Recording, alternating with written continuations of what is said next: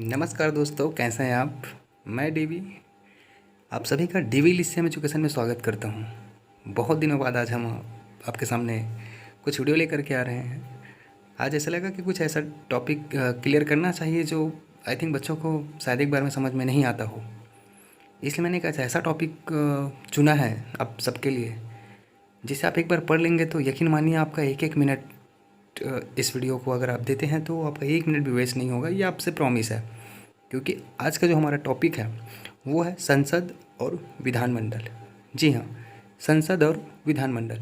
बच्चे अक्सर इस दोनों टॉपिक में बहुत कन्फ्यूज़न रहते हैं और इसे ही दूर करने के लिए मैंने एक छोटा सा प्रयास किया हुआ है कि हम दोनों को अगर एक ही मंच में देखें, संसद और विधानमंडल को, तो मुझे लगता है कि यहाँ से आने वाले क्वेश्चनों को आप बारीकी से समझ पाएंगे। एक एक छोटी छोटी बातों को हम ध्यान रख करके इनको समझने का प्रयास करते हैं। तो चलिए स्टार्ट करते हैं आज का सीज़न का। जैसे कि देख रहे हैं आप लोग, ये छोटा सा जुगाड़ है। मैंने एक तरफ लिखा हुआ है संसद लिखा हुआ है, एक तरफ मैंने विधानमंडल लिख रखा है।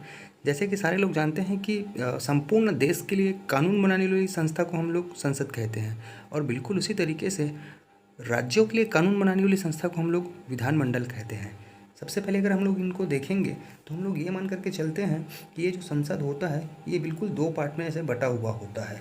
एक तरफ को कह सकते हैं लोकसभा और दूसरे तरफ को हम लोग कह सकते हैं राज्यसभा। ये हमारा है लोकसभा और ये हमारा है राज्यसभा। बिल्कुल इसी तरीके से, क्योंकि हम लोग एक साथ दोनों को पढ़ रहे हैं। हमारा दूसरा साइड अगर हम लोग यहाँ देखेंगे तो ये विधानसभा है आपका, विधानमंडल है आपका, और ये भी बिल्कुल ऐसे ही दो पार्ट्स में बटा हुआ होता है। जैसे आप लोग देख पा रहे हैं, इधर अगर हम लोग ऐसे बांट दें और इनको अगर इस तरीके से हम लोग बांट दें, यहाँ हमारा होगा विधानसभा और यहाँ पे होगा हमारा विधान परिषद।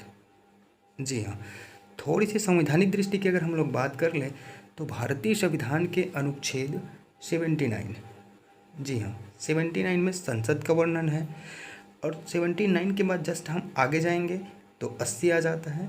80 में है आपका राज्यसभा और 81 में आ जाता है आपका लोकसभा।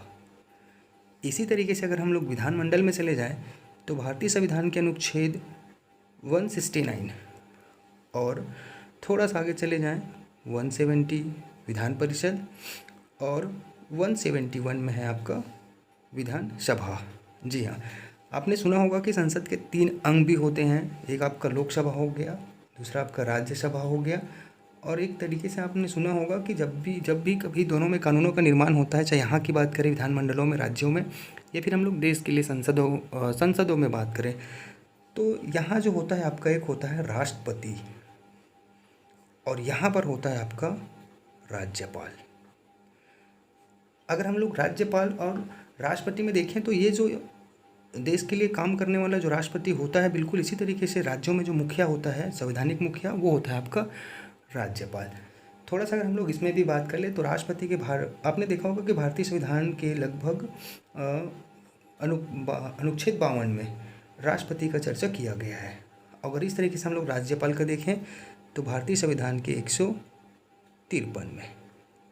ठीक है, अब आगे बढ़ते हैं हम लोग।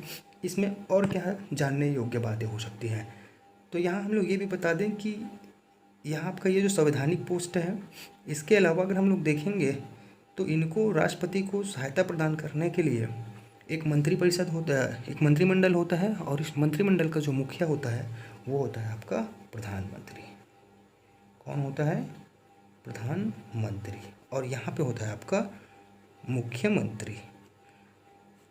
अब हम इनको थोड़ा सा ये समझने का प्रयास करें कि प्रधानमंत्री अगर होता है और अगर इधर मुख्यमंत्री होता है तो ये कहाँ से आते हैं। तो आपको बता दें, कोई ज़रूरी नहीं है कि वो लोकसभा से आए, कोई ज़रूरी नहीं है कि वो राज्यसभा से आए, और मुख्यमंत्री की बात करें तो इसमें भी ऐसा कोई ज़रूरी नहीं है। वो बहुमत का नेता ही होता है, जिस राज्यपाल के द्वारा मुख्यमंत्री का चुनाव किया जाता है, और राष्ट्रपति के द्वारा प्रधानमंत्री का चुनाव बहुमत के नेता को किया जाता है। कभी कभी आपने ऐसा भी देखा होगा कि कई लोग बोलते हैं कि क्या लोकसभा से ही प्रधानमंत्री होंगे या राज्यसभा से प्रधानमंत्री होंगे। ऐसा बिल्कुल भी नहीं है। सरकार के लिए बहुमत लोकसभा में है तो भी चलेगा, बाय द वे अगर राज्यसभा से कोई अगर व्यक्ति प्रधानमंत्री बनना चाहता है तो वो भी बन सकता है। जैसे हम लोग बात करें राज्यसभा से इंदिरा गांधी बनी हुई थी। इसके अलावा हम लोग देखेंगे तो मनमोहन सिंह भी बना हुआ था प्रधानमंत्री राज्यसभा से, और लोकसभा का तो अभी आप लोग जान रहे हैं। इसके अलावा जितने भी बहुत सारे जो प्रधानमंत्री हुए हैं, अभी हमारे नरेंद्र मोदी चल रहे हैं, ठीक। तो वो प्रधानमंत्री जो होता है वो लोकसभा से भी और राज्यसभा से दोनों से बनते हैं। क्या कभी ऐसा आपने सुना है कि जो दोनों सदन के सदस्य ना वो भी बन जाए? हाँ, तो बिल्कुल बनाया जा सकता है, लेकिन उनको 6 महीने के भीतर किसी न किसी सदन से सदस्यता लेनी होती है। थोड़े से हम लोग योग्यता वगैरह की बात कर लेते हैं। तो आप यहाँ जान रहे हैं इनका जो कार्यकाल होता है ये 5 साल का होता है, और यहाँ अगर हम लोग देखेंगे तो ये भी 5 साल का होता है। इसी तरीके से अगर देखेंगे तो ये तो आपका स्थायी सदन है, ये आपका स्थायी सदन है, ये आपका स्थायी है। इसी तरीके से ये आपका स्थायी होगा। अब स्थायी है इसका मतलब ये कि कभी भी विखंडन होता नहीं। तो इनके कार्यकाल भी 5 साल का होता है, लेकिन इनको 5 साल से पहले भी हटाया जा सकता है। इसमें ये पूछा जाता है कि राज्यसभा के सदस्यों का कार्यकाल कितना होता है, तो कार्यकाल जो होता है वो 6 वर्ष का होता है, और ये भी 6 वर्ष का होता है। अब थोड़ी सी जो हमें समझने वाली बातें ये है कि अगर हम लोग देखेंगे तो इसमें योग्यता क्या है। तो जी इनके लिए अगर हम लोग योग्यता की बात करें तो लोकसभा के सदस्यों के लिए 25 साल। इसी तरीके से अगर हम लोग विधानसभा में देखेंगे तो फिर 25 साल, और यहाँ के लिए अगर हम लोग देखेंगे तो ये आपका होता है 30 साल। और बिल्कुल इसी तरीके से हम लोग इनको अगर यहाँ से ऐसे जोड़ दें तो ये भी होता है आपका 30 साल। कई लोग पूछते हैं क्या प्रधानमंत्री राष्ट्रपति बनने के लिए या फिर क्या राज्यपाल बनने के लिए भी कोई निश्चित उम्र होती है? तो हाँ, बता दें, ऐसा पूछा तो नहीं जाता, लेकिन आप याद रखिए कभी बाय द वे आ गया मन में ख्याल, तो इनका जो उम्र होता है, जो न्यूनतम उम्र जो होती है वो है आपका 35 साल। इसी तरीके से आपका राष्ट्रपति का भी कितना होता है? 35 साल। मतलब एक 35 साल का न्यूनतम 35 साल का व्यक्ति या तो राष्ट्रपति या तो राज्यपाल बनाया जा सकता है।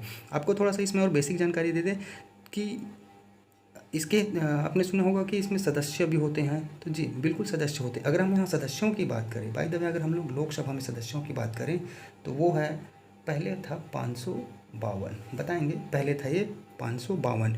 अब जैसे हमने कह दिया कि ये 552 है, जैसे ये 552 हमने लिखा हुआ है, तो ये 552 आते कहाँ से है? तो थोड़ा सा बता दें, जो 530 जो है वो अलग अलग राज्यों से आते हैं, और जो इसमें का जो 20 सदस्य है वो केंद्र प्रदेश या केंद्र शासित प्रदेश से आते हैं। और जो 2 बच गया आपका 2, ये होता है आपका राष्ट्रपति द्वारा मनोनीत। जी हाँ, राष्ट्रपति द्वारा मनोनीत। आपने सुना होगा जो राष्ट्रपति हैं वो अनुच्छेद 331 के तहत इन 2 लोगों का निर्वाचन कर सकता है। अब इधर अब हम लोग देख लेंगे, ये आपका राज्यसभा का लोकसभा का हो गया। इधर अगर हम लोग राज्यसभा की बात करें तो राज्यसभा में जो टोटल सदस्य संख्या है वो है 250, ठीक। अब इसमें हम लोग देखेंगे तो 238 सदस्य हैं ये केंद्र से हैं, जी हाँ, केंद्र से। और 12 सदस्यों की बात करें, ये आपका मनोनयन थे। मनोनीत मतलब ये राष्ट्रपति अपने में इच्छा से उनको किसी को मतलब मनोनीत कर सकता है। इसके लिए योग्यता होनी चाहिए, जैसे कि वो किसी विशेष फील्ड में विशेष योग्यता रखता हो, जैसे शिक्षा के क्षेत्र में, विज्ञान के क्षेत्र में या सामाजिक क्षेत्र में भी हो सकता है, ठीक। अब थोड़ा सा हम लोग और आगे बढ़ें। आगे बढ़ने से पहले थोड़ा सा और हम बता दें कि आज वर्तमान में अगर हम लोग आज जिस टाइम पे हम वीडियो बना रहे हैं, इस डेट के हिसाब से अगर देखा जाए तो ये जो सदस्यों की संख्या, जो ये 2 राष्ट्रपति यहाँ जो मनोनीत करते थे, यहाँ जो मनोनीत किया जाता था, वो आज वर्तमान में इनको हटा दिया गया है। तो हम आपको बता दें कि भारतीय संविधान के क्या बोलने चाहिए, लगभग 104वां संविधान संशोधन, जी हाँ, संविधान संशोधन, ये कब आया था? तो ये आया था आपका 2020 में। ऐसा भी माना, अब ऐसा भी समझ सकते हैं कि ये जो संविधान संशोधन जो विधेयक आया था, जो विधेयक था, शब्दों पर ध्यान देते चलेंगे, अधिनियम अलग होता है और विधेयक अलग होता है। तो जो विधेयक आया था वो विधेयक था 126वां, ये आया था 2019 में। अब काम की बात इसमें क्या है वो देखिएगा। इसमें काम की बातें ये है, इसमें जो राष्ट्रपति जो होता था, जो 2 व्यक्तियों का चुनाव करता था, राष्ट्रपति मनोनयन, जो राष्ट्रपति का जिनको हम लोग एंग्लो इंडियन बोलते हैं, जो एंग्लो इंडियन जो 2 सदस्य राष्ट्रपति जो मनोनीत करता था, इस तरीके से अगर हम लोग यहाँ देखेंगे तो वो यहाँ लोकसभा में मनोनीत करता था, और हम लोग देखते हैं कि विधानसभा में, प्रत्येक विधानसभा में एक एक जो होता था वो उनको मनोनीत करने का अधिकार राज्यपाल को होता था।